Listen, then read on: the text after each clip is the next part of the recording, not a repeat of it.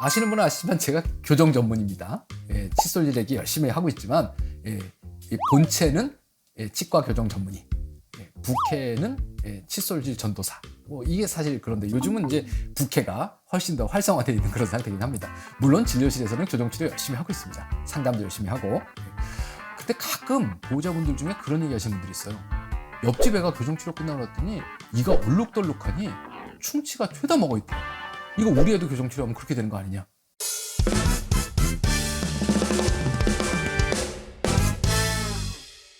옆집 애가 교정치료 끝나고 났더니 이가 얼룩덜룩하니 충치가 죄다 먹어있더라. 이거 우리 애도 교정치료하면 그렇게 되는 거 아니냐? 이거를 이제 조금 전문적인 용어로 교정장치 주변이 얼룩덜룩해졌어요. 이걸 뭐라고 하냐면 탈회라고 얘기합니다. 회는 뭐죠? 횟가루, 미네랄, 영어로 하면 그죠? 딱딱한 칼슘 같은 그런 성분이죠. 무기질입니다. 탈은요? 탈출이죠. 빠져나간 거. 그래서 이에서 횟가루 무기질 성분이 빠져나간 걸 탈회라고 부릅니다. 이걸 다른 말로 우리가 충치라고 불러요. 결국은 교정장치 붙였던 주변부가 다 충치가 생겼어요 하고 똑같은 얘기예요. 이런 일이 있느냐? 있습니다. 생각보다 많이 있어요. 그래서 교정치료 끝났더니 충치치료를 20개씩 했더라. 이런 얘기들이 많습니다. 슬프죠? 어린 친구가 와서, 초등학생이 와서, 중학생이 와서 교정치료를 받았는데 이가 가지런하고 예뻐졌어요. 그런데 온 이빨이 다 충치예요. 이런 교정치료 안 하는 게 낫잖아요, 사실은요. 좀 삐뚤삐뚤 하더라도 건강한 이를 가지고 사는 게 낫지 않겠어요? 왜 이런 일이 생길까요? 이게 탈회, 충치는 이에서 칼슘이나 인 같은 무기질이 빠져나가는 겁니다. 왜 빠져나가냐? 산에 의해서 녹는 거래요. 그 산은 어디서 나오냐? 음식물, 쓰레기에서부터 나온답니다. 이게 우리가 냉장고 열어봤는데 이 음식이 쉬었어요. 썩었어요. 버려야 돼요. 그 먹어보면 어때요? 시큼하면 맛이 간 거예요. 먹으면 안 됩니다. 그죠? 시큼하면 쉰 거예요. 썩은 겁니다. 음식이 부패하면 산이 된대요. 이 안타까우면 어떻게 돼요? 여기 음식물 찌꺼기가 있겠죠. 그 음식물 찌꺼기가 부패하면 산이 나온답니다. 냉장고에 있는 음식물 얼마나 지나면 썩든가요? 그래도 한 2주 지나면 시큼하게 바뀌는 경우가 많지 않습니까? 그 냉장고는 2주라고 하십시오. 우리 입안은요? 3분이면 썩는답니다. 되게 슬프죠. 우리가 설렁탕 맛있게 먹고 있으면 첫 숟갈 떠먹은 설렁탕은 입에서 썩고 있는 중이에요. 그게 우리 입안입니다. 36도죠. 뜨뜻해요. 세균이 바글바글하게 있죠. 거기다가 설렁탕을 자꾸 집어넣어줘요. 세균이 신이 났습니다. 음식물 쓰레기통인 거죠, 어떻게 보면. 그러니까 뭘 먹으면 무조건 입안에서 산이 나옵니다. 그럼 이에서 뭐 어떻게 일이 생겨요? 칼슘이 빠져요. 인도 빠집니다. 뭐가 탈회가 생겨요. 근데 그건 현미경으로 봐야 보인대요. 그런데 음식물 쓰레기를 다 치워내고 입안이 중성이 되면 이 떨어져 나간 칼슘들이 침 안에 돌아다니다가 돌아와서 붙는답니다. 그러면 우리 치아가 딱딱해 보이지만 칼슘이 빠졌다가 다시 붙고 빠졌다가 다시 붙고 하는 일이 매일 반복되고 있어요. 매 시간 반복되고 있습니다. 그런데 한 달을 모아봤더니 빠져나간 양만 있고 다시 붙은 양이 없더라. 그럼 얘는 영구적으로 칼슘이 빠져나간 상태가 되는 겁니다. 2달이 지났더니 빠져나간 것만 있고 들어온 게 없더라. 그러면 이제 우리 눈에 보이기 시작하는 겁니다. 이렇게 해서 칼슘이 지속적으로 빠져나가서 우리 눈에 보이게 되면 정도가 심해졌을 때 이가 흰색으로 보인대요. 뭐하고 비슷하냐? 이에다가 분필 칠해놓은 거, 그죠? 하얀색 칠해놓은 것처럼 희끗희끗해진답니다. 칼슘이 빠진 자리라는 거예요. 이게 더 지속돼서 칼슘이 더 빠지면 어떻게 돼요? 부스러집니다. 그 다음번에는요, 구멍이 뚫려요. 그 구멍이 커지면 그때서야 우리는 충치라고 부르는 겁니다. 충치는 언제부터 생겼어요? 설렁탕 국물 떠먹는 3분 지난 후부터 생긴 거예요. 이걸 피할 수는 없습니다. 그럼 어떻게 해야 되느냐? 지속적으로 다시 깨끗한 환경으로 만들어서 칼슘이 붙도록 그런 환경을 만들어줘야 돼요. 중성 환경을.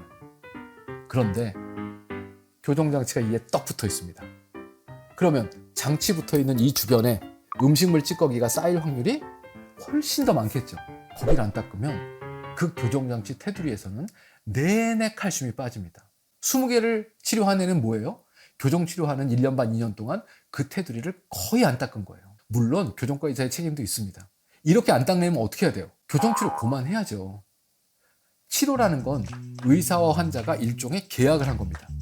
어떤 계약이에요? 내가 열심히 치료하겠다. 너는 집에 가서 숙제를 열심히 해. 이게 교정치료예요.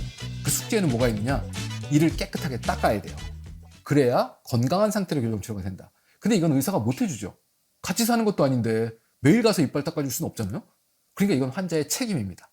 또 다른 거는요. 이렇게 고무줄을 껴 윗니 아랫니를 잘 맞추게. 이것도 숙제예요. 그래서 환자는 한쪽에 어떤 숙제를 가지고 있느냐.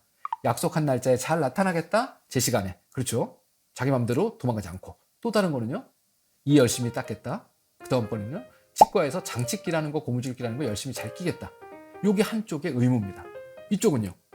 전문의로서 최선을 다해서 자기가 가지고 있는 의학적인 기술과 정보를 가지고 치료를 충실히 하겠다. 이 두 가지가 만났을 때 제대로 된 치료 결과가 나오는 거예요. 난 아무것도 안 할 테니까 돈 줬으니까 네가 알아서 해. 이건 치료가 아니에요. 그렇죠? 자기 몸에 대한 방임입니다. 그런데 20개가 썩을 동안 환자가 이를 안 닦았으면 1차적으로 책임은 환자. 두 번째 누가 있어요? 애가 그렇게 이를 안 닦는데 매일매일 같이 살면서도 잔소리 안 한 보호자가 책임이 있는 거죠. 그 다음번에는요. 이렇게 안 닦는 애면 차라리 너는 나와의 약속을 어겼다. 신뢰관계를 무너뜨렸다. 그러니까 나는 더 이상 너와 같이 갈 수 없다. 책임은 누가 책임이에요? 네 책임이다. 치료는 그만한다. 이러고서 치료를 중단해야 될 의무도 교정과 의사한테 일부 있다라고 보여집니다. 근데 둘이 나는 그냥 교정만 열심히 하면 돼. 나는 그냥 누워있을 거니까 네가 알아서 해. 이런 사람이 둘이 만나면 충치가 20개씩 생길 수 있는 거죠. 그래서 교정치료 시작하기 전에 일단 아이가 스스로 완벽하게 닦을 수 있는 능력이 있어야 교정치료를 시작하는 겁니다. 지금 맨질맨질한 내이빨도 못 닦고 있는 판에 여기에 우둘둘한 걸 붙여놓고 나면 얘가 잘 닦을 확률이 얼마나 되겠어요? 그렇잖아요? 근데 삐뚤어진 걸 빨리 폈으면 좋겠어요. 송곳니 덧니가 제자리에 들어갔으면 좋겠어요. 이런 표면적인 것만 가지고 염증 상태의 치아와 잇몸에다가 장치를 붙여놓고 나면 결과는 불을 보듯이 뻔한 겁니다. 저희 치과에 되게 많아요. 선생님 저는 교정치료 언제 해요? 제가 그럽니다. 내가 이러고 앉아가지고 너 스케일링 해주고 칫솔질 가르치고 30분씩 지나가는데 이러다가 내가 굶어 죽는다. 나도 돈 좀 벌어보자. 난 교정치료해야 돈을 벌 수 있으니까 제발 이를 좀 닦아갖고 와라. 이를 닦으면 다음 달에도 장치 붙이고 치료할 준비가 우린 다 돼 있다. 계획도 다 세워놨잖냐. 네가 안 해서 지금 못하는 거다. 닦아갖고 와. 다음번엔 꼭 교정하자. 이러고서 1년 이상 지나가는 친구들도 있어요. 그 보호자분들도 답답해서 그래. 우리 언제 교정치료해요? 집에 가서 애 칫솔질하는 거 봐주셔야 됩니다. 여기 각서를 드릴게요. 우리 애 이빨이 다 썩어도 상관없어요. 가지런하게만 해주세요. 여기다 사인하면 제가 해드릴 수 있어요. 근데 그게 아니라면 교정치료는 몇 년 후에 해도 비슷한 결과를 얻을 수 있어요. 하지만 지금 달려들어서 이가 썩으면 되돌릴 수가 없습니다. 그러니까 관리가 되면 그때 시작합시다 이렇게 얘기를 해요. 근데 치료를 시작했는데 애가 말을 안 들어요? 그럼 야단을 치겠죠. 닦으라고. 그 다음번엔요. 철사를 뺍니다. 야 철사까지 빼줬으니까 닦아갖고 와. 다음번에도 안 닦아갖고 오면 교정장 띄고 그만하는 거야. 그렇게 해서 진짜로 치료를 중단한 친구도 있어요. 그러면 희뜩희뜩한 게 한두 개 생겼겠죠. 그때 그만해야 됩니다 사실. 그래서 저 같은 교정과 의사는 이가 움직이고 삐뚤어진 걸 펴지는 걸 보는 것도 중요하지만 이 환자의 전체적인 구강 상태가 어떤지를 계속 들여다보고 문제가 있으면 치료를 중단하든가 아니면 애를 더 심하게 야단을 쳐서 교육을 시키든가 이런 것들이 필요한 겁니다. 근데 안타깝게도 그렇게 열과 성의를 다해서 건강을 지키려고 하는 노력에 대해서는 보상이 주어지지 않아요. 이건 사회적으로 큰 문제입니다. 애를 열심히 가르치고 나면 아주 심한 경우에는 아무것도 안 하고 말만 했는데 무슨 돈을 받냐 이제 이러면 다음번부터 하기 싫어지죠. 이건 사회적인 분위기가 바뀌어야지 또 개선될 수 있는 영역이라고도 생각이 됩니다. 그렇잖아요. 사회가 이렇게 된 건 꼭 누가 잘못해서 생긴 일은 아니에요. 너도 잘못한 게 있고 나도 잘못한 게 있고 의사도 좀 잘못한 게 있고 환자도 잘못한 게 있고 나라도 잘못한 게 있고 사회 분위기도 이상하고 이러니까 자꾸 이상한 데로 흘러가는 거죠.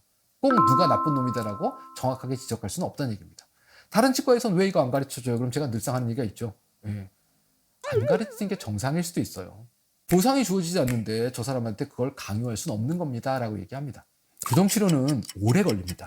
1년 반, 2년, 3년도 걸리기도 해요. 그 기간 동안 뭘 해야 되느냐? 건강하게 살아야 됩니다. 제 채널에 가보시면 교정치료 중에 칫솔질하는 방법을 시리즈로 만들어 놓은 게 있어요. 교정을 하는 중이라면, 교정치료를 계획하고 있다면 일단 그 영상부터 봐야 됩니다. 일반적으로 칫솔질하는 시간이 10분 이상 걸려요라고 제가 수술하는 칫솔질 경험 얘기하는데 교정할 때는 30분씩 걸립니다. 내가 정말 이를 30분씩 닦을 수 있나? 이 자신 있을 때 교정치료 하는 겁니다. 그러면 치료가 끝난 후에 허옇게 얼룩덜룩하게 생기는 일이나 잇몸이 가라앉아서 이 사이가 구멍이 뻥뻥 뚫리는 일이 생기지 않는 건강한 교정치료를 할 수 있습니다. 내 손에 달려 있고요. 내 칫솔에 달려 있습니다. 지금 현재 교정장치를 붙이고 있는 학생을 데리고 계신 보호자분, 우리 조카, 우리 집에 혹은 교정치료를 계획하고 있는 학생의 보호자분, 나중에 얼룩덜룩하게 충치 생긴 치아로 교정치료 끝나지 않으려면 일단 아이 칫솔질부터, 학생들 칫솔질부터 열심히 한번 가르쳐 보시기 바랍니다. SOOD 제 채널에 가시면 칫솔질하는 방법도 있습니다. 꼭 참고하시고요. 감사합니다.